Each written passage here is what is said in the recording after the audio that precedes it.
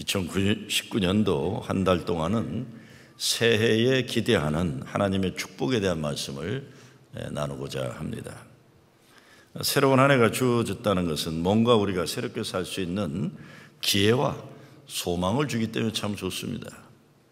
오늘 말씀은 하나님이 예비하시는 복 있는 사람을 만나는 말씀입니다. 만남의 축복이에요. 창세기 23장에는 사라가 죽어요. 그래서 슬피 사라를 위해 장사 지내고 묘지를 마련한 다음에 오늘 24장에 들어오면서 아브라함이 자기가 세상 떠날 때가 되니까 아들 이삭 장가 보내는 것을 자기 인생의 중요한 대업으로 설정하는 겁니다. 창세기 전체를 보면요, 가장 긴 장이 24장이에요. 천지창조나 노아의 홍수나 이런 것보다 이삭 장가 보내는 이 작전이 제일 길어요. 67절까지 되고 있습니다. 여러분, 자녀들 시집장가 보내는 게 얼마나 어려우면서도 귀한 일입니까? 참 귀한 일이에요. 참 이거 얼마나 어렵고 귀한지 제가 특별히 말씀드릴 필요 없을 겁니다. 저는 새벽 기도마다 이 앞자리에서 통성 기도할 때 나와 계신 분은 잘 들릴 거예요. 제가 절대로 빠지지 않고 하는 기도가 있습니다. 그건 다른 거 아니에요. 하나님, 우리 교회 어린아이들은 어려서부터 하나님 주신 달란트가 발휘되게 도와주시고, 공부하는 아이들은 실력 발휘 잘하게 도와주시고, 결혼 정년기에 있는 자녀들은 좋은 남편 아내 만나게 하시며, 직장 생활하는 자녀들은 인정받고 존경받게 하여 주시옵소서입니다. 세계 평화를 조국 통일 생각나면 좀 미안해서 하지만 절대로 빠지지 않는 것은 그 기도입니다. 근데 그 중에서 제가 목소리를 높여서 기도하는 건 결혼 정년기에 있는 우리 자녀들. 왜? 나보고 제일 급하거든요, 저도. 말도 못 꺼내, 애들한테. 그런 말 하면 애들이 스트레스 받는다고 못하게 해가지고. 그런데 저만 그렇겠습니까? 이 만남의 축복이 얼마나 중요한지 몰라요. 물론 이 담임 목사 기도가 모자라가지고 여러분 기도하시는데 제대로 힘이 되는지 모르겠지만 빼놓지 않고 기도하고 있어요. 우리 애들만이 아니에요. 여러분의 기도가 얼마나 간절한지 알기 때문에 진짜 빼놓지 않고 여러분 자녀들을 위한 기도를 제가 하고 있습니다. 물론 오늘 본문은 분명하게 며느리 찾는 내용입니다. 그러나 잘 들여다보면 며느리나 사위 찾는 것으로 국한할 필요 없어요. 우리 인생에 꼭 필요한 모든 축복된 만남에 관한 거예요.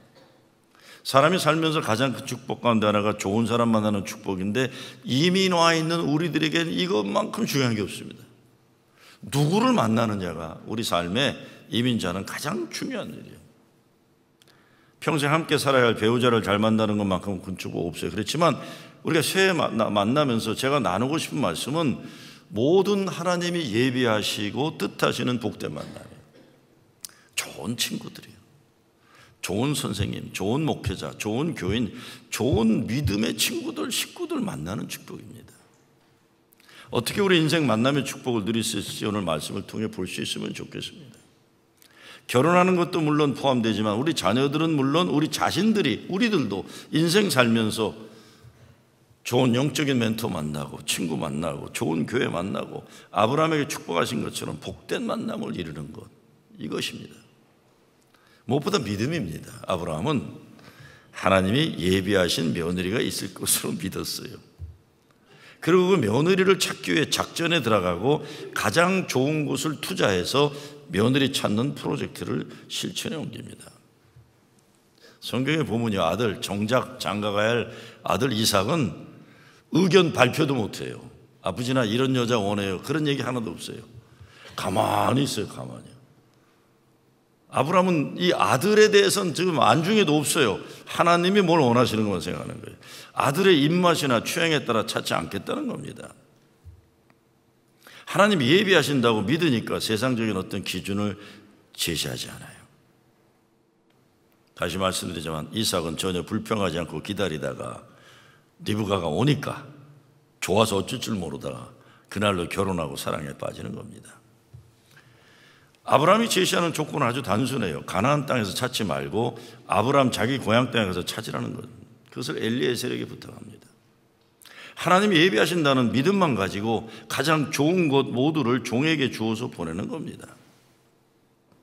오늘 성경 말씀에 보면 아브라함의 며느리가 된 리브가를 통해 이런 사람을 만나야 한다는 기준이 있어요. 첫째, 하나님의 사람들 가운데서 자라는 사람입니다. 두 번째, 하나님의 거룩함을 지키는 사람입니다. 세 번째, 하나님의 마음을 가지고 사는 사람입니다. 첫 번째, 그래서 하나님 사람들 가운데 자라는 사람이에요. 우리가 만남의 축복을 위해 기도할 때 제일 먼저 하나님의 사람들에게서 자라난 사람을 만날 수 있도록 기도할 것입니다. 이것은 다시 말씀드리지만 부부가 되는 결혼에만 국한되는 게 아닙니다. 모든 만남이 이런 만남이 돼야 돼요. 아브라함이 가나안 족속의 딸이 아니라 내 고향 내 족속으로 가서 내 아들 이삭을 위해 아내를 택하라. 조상의 땅에서 며느리를 구한다는 것은 혈통 보존 사상이라 할 수도 있겠지만 그것보다 성경적으로는 하나님의 사람들에게 자라는 사람을 택하라는 겁니다. 오늘 하나님 말씀 보고 야, 이게 우리 아들 장가 보낼 때 딸 시집 보낼 때 의견 물을 필요 없겠구나. 적용을 하면 내가 의정부 가서 의정부 중앙감리교에서 지금 며느리나 사위 찾아야겠구나. 이러시면 큰일 납니다. 그건 성경 얘기지 그건 말도 안 되는 소리입니다. 그런 뜻이 아닙니다. 그런 뜻이 아니에요. 사람의 기본이 하나님을 두려워하고 하나님을 사랑하는 토양 속에서 자라난 사람과 만나면 축복의 만남입니다. 사실 어떤 분들 그럴 게요. 아이고 참 목사 참 정신없다. 지금 우리가 찬밥 또한밥 가릴 때냐 그럴 수 있어요. 그렇죠? 이 아들놈 그냥 아무나 뭐 이렇게 할 수도 있어요. 이거는 저는 뭐 찬밥 또한밥 얘기가 아니라 하나님이 원칙이 이렇다는 것만 말씀드릴 뿐이에요. 이건 여러분이 뭐 찬밥 드시려면 드시고 알아서 드세요. 근데 하나님이 얘기하시는 법칙은 이거라는 걸 얘기하는 거예요. 그냥 우리네 삶이나 우리 자녀들 미래가 적당히 세상 현실에 그것이기 바란다면 어쩔 수 없지만 하나님이 뜻하시는 축복의 만남을 생각하면 성경 말씀에 제시된 것을 따라야 될 뿐입니다. 바르게 자란 믿음의 교양이 있는 사람들 만나면 뭔가 달라요. 믿음의 교양이라는 것이 오늘 갑자기 마음먹는다고 되는 게 아닙니다. 오랜 시간에 걸쳐 믿음의 교양이 있는 집안에서 잘 배우고 자라 몸에 배워야 나오는 삶의 열매가 있습니다. 교양이 없는 사람은 자기 멋대로 자란 사람입니다. 남의 필요를 배려할 줄 모르는 것만이 아니라 궁극적으로 하나님의 뜻에 순종하며 살려는 자기 훈련이 없는 사람이기 때문에 하나님의 다스리심에서 벗어난 인생을 살기 쉽습니다. 믿음의 교양이라는 게 중요합니다. 우리가 지금부터라도 새해를 맞이하면서 우리 스스로 믿음의 교양을 갖추고 하나님 말씀 안에서 살아야 해요. 교회 다닌다고 하지만 우리가 신앙의 인격이나 교양이 없을 때가 얼마나 많은지 몰라요.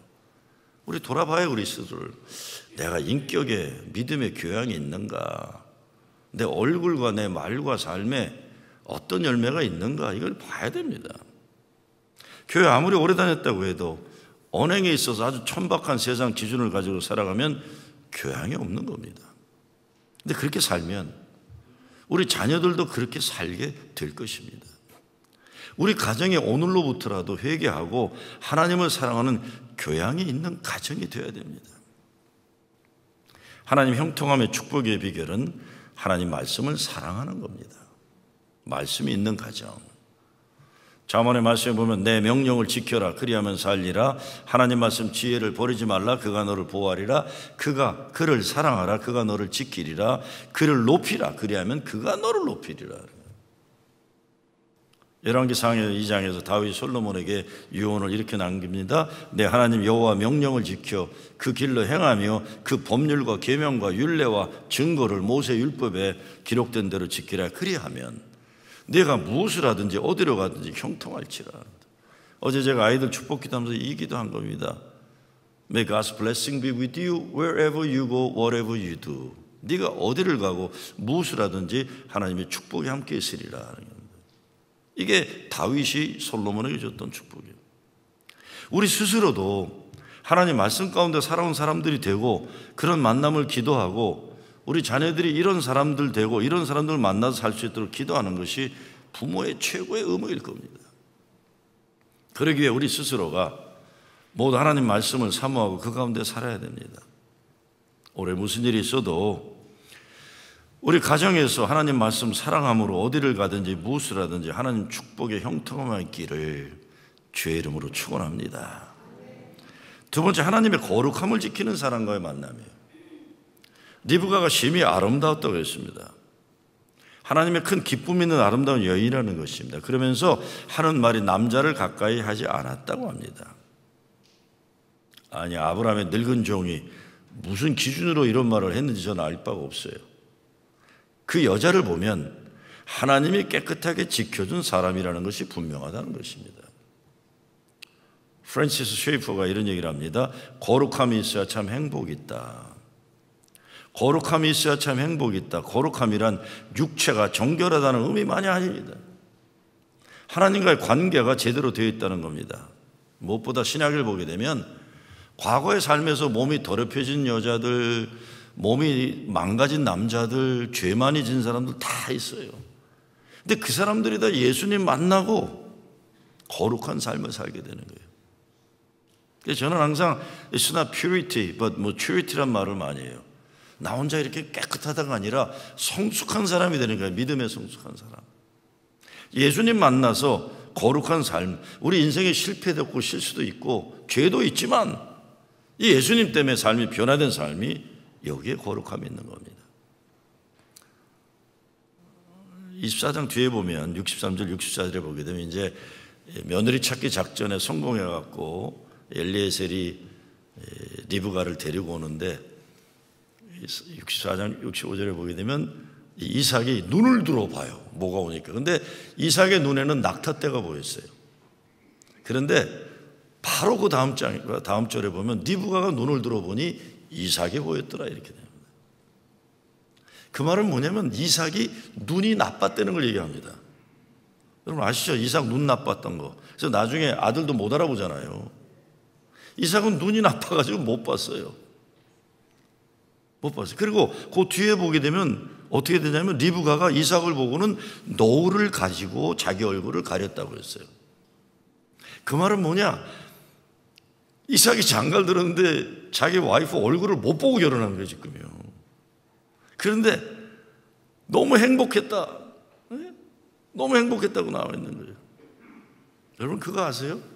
평균적으로 중매 결혼한 사람이 이혼이 많을까요? 연애 결혼한 사람이 이혼이 많을까요? 이혼은 연애 결혼이 더 많아요. 왜냐? 연애 결혼은 저도 뭐 죽으라고 양쪽 반대하는 연애 결혼한 사람이지만 연애 결혼은 자기가 좋아하는 거예요. 중매 결혼은요 부모 말씀에 순종한 거 하는 거예요. 제가 아틀란타 우리 장로님, 충청도 장로님들이 주로 그런데 권사님들도 자기는 첫날까지 못 봤대요. 이제 너 장가 들어라 그래서 기다렸더니 어느 처녀가 왔는데 들어가라서 들어갔더니 처음 본 거예요. 거기서요. 지금까지 사세요. 80도 안 넘으셨는데 지금 이삭이 그런 거예요. 이삭은 가만히 있다가 잘 보이지도 않았는데 보지도 않고 결혼해서 행복한 거예요. 지금. 자, 사람 눈이 얼마나 문제가 많은지 몰라요. 이삭은 얼굴을 잘 보지 못했지만 하나님의 거룩함을 지켜서 심히 아름다운 여인 리브가를 만난 겁니다. 눈, 우리 많이 속임 당합니다. 눈에 보기 좋은 사람이 우선이 되면 하나님 축복에 결혼되기 어렵습니다. 뭐 이왕이면 다홍치마, 뭐 죽어도 때깔이 좋아야 이딴 그거 넘어가지 마세요. 예? 이삭은 아버지가 하나님 약속 믿고 정한 여인과 제대로 보지도 못하고 결혼합니다. 그래도 천하의 가장 행복한 가정을 이루는 거예요. 남자나 여자나 하나님이 보시기에 아름다워야 하는 겁니다. 하나님의 관계가 바른 것이 우선이 되어야 합니다. 여러분 인생에서 하나님의 거룩함을 잘 지키는 사람들을 만나는 축복이 있기를 빕니다. 정말 그 마음과 영혼에 맑고 깨끗한 사람을 만나면 뭔가 달라요. 그 사람의 거룩함이 나에게도 전달이 되는 걸 느낄 수가 있습니다. 아, 저분 참 맑구나. 저분과 있으면 참 좋구나. 그렇죠? 뵙고 싶구나. 이런 거예요. 어른들도 마찬가지예요. 이런 사람 만나는 거 쉽지 않습니다. 눈에 보기에 그럴듯한 것, 아름다운 것 아니에요. 눈이 사람을 얼마나 잘 속이는지 몰라요. 그건 제가 잘 알아요. 제가 잘 안 들리니까 진짜 제대로 못 알아들어요. 어떤 때. 그래서 꼭 확인을 합니다. 저는 내가 제대로 들었나. 왜냐하면 정 딴소리를 제가 하게 되니까요. 눈 속임 나가는 게 얼마나 많은지 몰라요. 사람 속이 아름다워야 합니다. 진짜 좋은 사람 만나면 인생이 행복합니다. 아름다운 사람은 그 아름다움, 거룩함이 다른 사람에게도 영향을 주기 때문에 그렇습니다. 올해 기도 제목 가운데 사위도 며느리도 남편도 아내도 친구도 교인도 목사도 모두 속이 아름다운 하나님의 거룩함을 지키는 사람 만나기를 우리가 기도해야 됩니다. 사람들 눈에 보기 좋고 세상적 조건이 좋은 거 따르다가 결국 하나님 축복하지 않은 위험에 빠질 일 없어야 합니다. 한번 말씀드렸나요? 우리 교인 한 분이 물어보더라고요. 목사님, 결혼해야 되는데 이런 중매가 들어왔습니다. 그런데 그분을 아십니까? 그래서 내가 좀 압니다. 그런데 목사님 생각이 없습니까? 추천할 수 있겠어요? 그래서 아닙니다. 그랬어요. 왜요? 그래서 그분 뭐 대단하던데, 근데 그분 명함을 보면 엄청난 이력이 있는데 내가 볼 때 그 중에 반은 제대로 된 게 아닌 것 같습니다. 그래서 박사학위 여러 개 있는 사람들 되게 문제 있는 사람들이거든요. 제대로 된 학교에서는 박사 여러 개에서 받을 수가 없어요. 네? 하나 받기도 천하 힘든데 여기저기 받았다는 건 되게 뭔가 문제 있다는 거예요. 그 다음에 딴 데 가서 얘기하지 마세요. 방송 나갈지 모르지만 목사가 왜 금붙이나 이런 게 몸에 부의 상징을 많이 붙이고 있어야 됩니까? 제가 그분을 만나고 내가 만난 분이에요. 야, 이분이 목사란 분인데 왜 너무 반지는 이렇게 크고 금반지가 몸에 금시계는 왜 있고, 저는 뭐 반지는커녕 시계도 없고 아무것도 없어요. 반지가 있었는데 세수하다 걸려가지고 뺐어요. 뺐다 잊어먹었어요. 그래서 제가 우리 집사람도 잊어먹었다고 그러던데. 아니 제가 말씀을 틀려요? 목사가 왜 금붙이가 이렇게 많아야 돼요? 얼굴하고 뭐 손에 금시계를 왜 쳐야 됩니까? 뭐 찼으면 상관없는데 저는 목사 얘기하는 거예요. 목사. 그래서 내가 목사라고 해서 속지 마십시오 그랬어요. 목사라고 속지 마십시오. 제 잘 들어요. 그리고 내가 한마디도 했어요. 결혼했다가 그런 집 들어가면 딸 고생시킵니다 그랬어요. 정직함이 없고 겸손함이 없고 아름다움이 없고 자기 거로 꽉 차 있는 집안에 들어가면요 죽어요. 죽어. 나중에 고맙다고 그러시더라고요. 세 번째, 하나님의 마음을 가지는 사람을 만나야 합니다. 하나님의 마음을 가진 사람을. 아브라함이 소원했던 며느리 리브가는 어떤 마음의 소유자였습니까? 자, 리브가가 길손들을 위해서 이게 물을 정성스레 떠주고는 사람들만 떠준 게 아니라 누구를 위해서도 물을 준비해 주죠? 낙타들을 위해서도 물을 준비해 주는 거예요. 이게 리브가의 마음이에요. 짐승의 목마름까지도 볼 수 있는 넉넉한 마음. 그래서 리브가의 법칙이라는 말이 있어요. 한 발짝 더 사랑하고 돌보는 마음. 영어로는 second mile giving이라고 그래요. 그냥 그만큼만 하는 게 아니라 더 넉넉히 주는 그 마음이에요. 참 지혜로운 여인이죠. 그걸 엘리에셀이 본 거야. 야, 이 여자 봐라. 사람들만 물 주는 게 아니라 낙타에까지도, 짐 끌고 온 낙타들이 얼마나 힘들었을까. 자, 저런 마음이 있네. 여러분, 태조 이성계 이야기 중에 유명한 얘기 아시죠? 이성계가 뭐 전투 중인가 목말라서 호덕호덕 가다가 어느 온물가에 갔는데 물 달라고 그랬더니 어느 처녀가 물을 주면서 거기에 뭘 띄워줘요? 버드나무 잎사귀를 띄워주잖아요. 뭐 다른 데는 솔잎도 띄워주게. 이게 뭡니까? 벌컥벌컥 마시다 물에 목 막혀 죽을 수 있으니까 물일도 호호 불어서 마시라 그런 거예요. 그래서 이성계가 왕비로 삼잖아요. 네? 야, 그럴 수가 있을까, 그 아가씨가. 그런 마음의 아가씨가 리브가의 법칙이에요. 물 한 그릇이라도 정성을 담은 이 제스처가 그 인간의 인간미를 말해주는 겁니다. 행복은 살아있는 것을 느끼는 것이다. 꾸페시의 행복 이야기 보면 나와요. 리브가는 행복으로, 살아있는 행복으로 넘치는 년이에요. 행복에 대해서 근원적인 행복감이라고 그랬어요. 그냥 바닥에부터 행복이 있는 사람이다. 행복의 저수지에서 물이 넉넉한 사람이다. 그래서 꾸페시의 행복 이야기 보면 지금 여기 이 순간 행복을 사는 사람 그랬어요. 행복은 미래의 목표가 아니라 현재의 선택이다. 진정한 행복은 다른 사람의 행복에 관심 가지는 것이다. 그런데 리브가의 인격이 이런 행복을 아는 인간미가 있었다는 겁니다. 야, 저 집사님 보면 행복의 근원지가 있는 것 같다. 저 권사님은 행복의 저수지에 물이 넉넉하구나 하는 건데. 우리 삶에서 가장 중요한 선택 가운데 하나는 좋은 사람, 복이 되는 사람을 잘 선택하는 겁니다. 평생 이 선택 하나 잘해서 행복한 사람이 있고 이 선택 잘못해서 고생하는 사람들이 얼마나 많아요. 물론 이미 선택해서 살고 있는 사람이면 이게 하나님이 주신 선물이라고 믿고 그냥 사시기 바랍니다. 웬만하면 그냥 데리고 사세요, 서로들. 아직 선택하지 않은 사람들은 아브라함이 며느리를 찾는 조건을 깊이 생각해야 됩니다. 무엇보다 잘못된 선택으로 인생에 어려움 당한 사람들은 앞으로 절대로 잘못된 선택 기준 가지고 살지 않겠다는 혀를 깨무는 각오를 해야 돼요. 참 불행한 거는 반복된 실수가 따라오잖아요. 예수 믿는 사람들의 선택 조건은 하나님 보시기에 좋아야 합니다. 그런데 선택이라는 것이 그리 쉬운 것이 아닙니다. 자기 자신은 최선의 선택을 했다고 확실하게 믿었지만 시간이 지나면서 잘못된 선택이나 후회를 하는 경우가 우리 인생에 너무 많아요. 제가 결혼 주례할 때마다 한 번도 빠지지 않고 인용하는 브루크너라는 유대 랍비의 이야기가 있습니다. 브루크너가 이렇게 얘기해요. Success in marriage, 성공의 결혼의 성공은 is not finding the right person. 꼭 좋은 사람을 찾는 데 있지 않고 becoming right person이에요. 내가 그 사람이 되는 것이다 그래요. 내 결혼 생활뿐만 아니라 내 축복된 만남의 생활이 그 좋은 사람을 찾는 데만 있지 않고 내가 바로 그런 사람이 되는 것이다 그러는 겁니다. 나부터 그렇게 되죠. 나부터. 나는 그렇지 않으면서 딴 배우자는 그렇길 바란다. 말이 안 되죠. 말이 안 돼. 마지막으로 축복의 만남을 위해 최고 최선의 투자를 해야 돼요. 이게 진짜 중요해요. 투자해야 돼요. 투자. 아브라함의 종이 낙타 열필에 아브라함이 가지고 있는 것들 가운데 모든 좋은 것을 가지고 떠났다고 성경이 기록해요. 여러분 정말 좋은 만남, 복된 만남의 축복을 위해 얼마나 투자를 하고 계십니까?